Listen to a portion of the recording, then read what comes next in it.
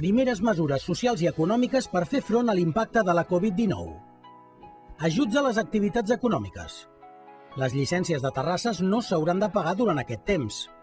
La taxa dels mercats ambulants setmanals no es cobrarà als paradistes. Amb la quota del mercat municipal hi haurà moratòria i flexibilització de pagament. I amb la taxa de recollida de la brossa comercial, exempció de pagament qui tenqui per imperatiu legal. Taxes i impostos.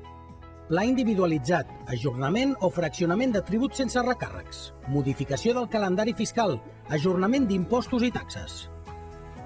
Suport a les famílies. Beques dels menjadors garantides.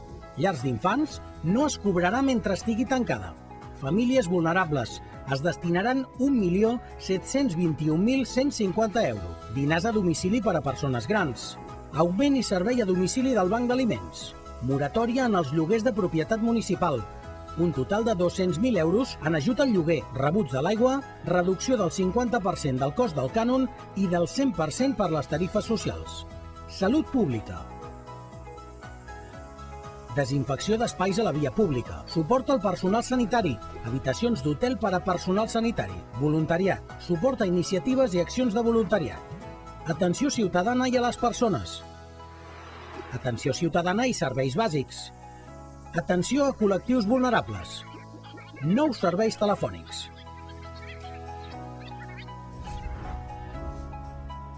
Ajuntament de Sant Pere de Ribes.